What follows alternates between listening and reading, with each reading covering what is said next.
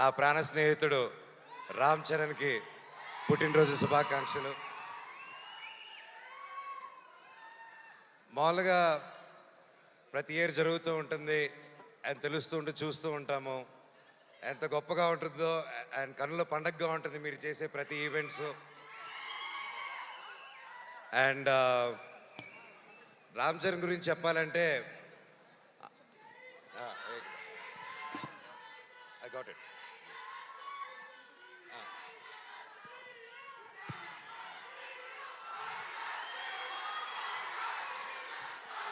So Ram Charan గురించి చెప్పాలంటే చిన్నప్పుడు మేము చెన్నైలో ఉన్నప్పుడు అందరూ కలిసి మా ఇళ్ళన్నీ పక్కపక్కన ఉండేది అండ్ చాలా కళ్ళు పండగగా ఉండేది. ఎందుకంటే అంతా వీధులన్నీ 2-3 వీధులు దూరమే ఉండేది అందరికీ. అండ్ చిన్నప్పటి నుంచి ఒక గుణం రామ్ చరణ్కి ఏంటంటే అతనికి ఎదురొచ్చిన మనిషి ఎవరైనా కష్టాల్లో ఉంటే సహాయం చేసే గుణం. అది నిజంగా ఈ రోజుల్లో ఎవరికి ఉండదు. అలాగే ఎంత గొప్ప నటుడో అలాగే గొప్ప మనిషి రామ్ చరణ్. నన్ను పిలవగానే ఈరోజు ఇక్కడ రావడం కూడా కారణం అదే. ఒక స్నేహితుడుగా అది నా బాధ్యత నేను మాట్లాడడం రామ్ చరణ్ గారి గురించి. ఎంతోమందికి ఈ కాలంలో చాలా విలువైనది ఏంటంటే అండి స్నేహం. స్నేహం అంత ఈజీగా పోతుందండి. మనిషి ఎదిగే కొద్దీ కొత్త కొత్త ఫ్రెండ్స్ కొత్త కొత్త వాళ్ళని పరిచయాలు చేసుకొని పాత వాళ్ళని మర్చిపోయి వెళ్తూ ఉంటారు.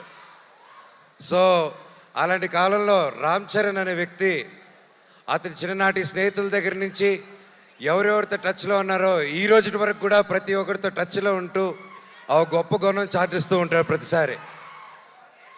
ఒకసారి నా సందర్భంలో రామ్ చరణ్ గారికి ఒకసారి నేను యుఎస్లో ఉన్నాను. దుబాయ్లో వచ్చేసి ఒక ఫ్యామిలీకి కష్టం వచ్చింది. ఒక చిన్న ఆడపిల్ల, మన తెలుగు ఆడపిల్ల దుబాయ్లో కష్టపడుతూ ఉంటే వాళ్ళు ఇమిగ్రేషన్ ప్రాబ్లం వచ్చి సిగ్నేచర్లు పెట్టి చేసుకొని పాస్పోర్ట్లు తీసుకొని కుటుంబాన్ని అంతా లాక్ చేశారు. నేను 2018 నేను యుఎస్లో ఉన్నప్పుడు ఫోన్లు వచ్చాయి.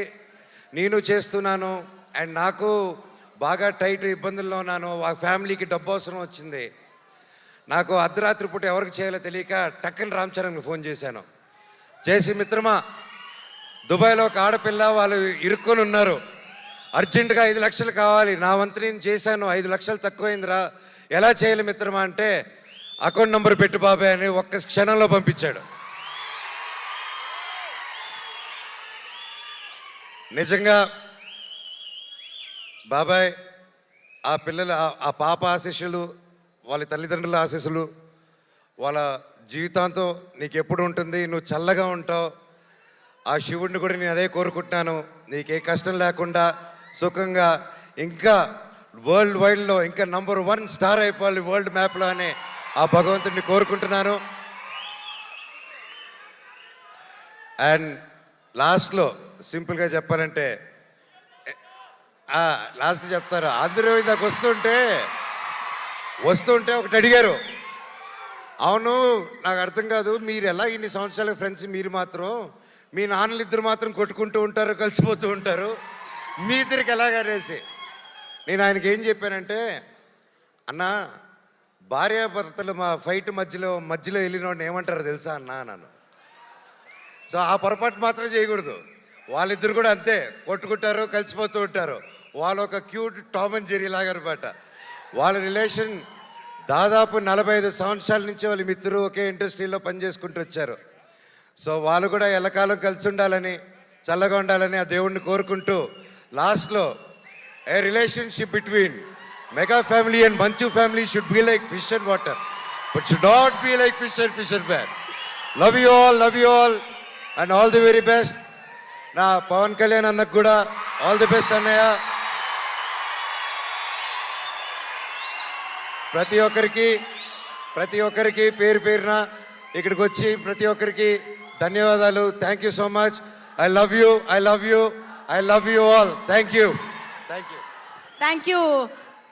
డార్లింగ్ గారు. Thank you so much for coming and gracing the. Okay, ఇప్పుడు ఇందాక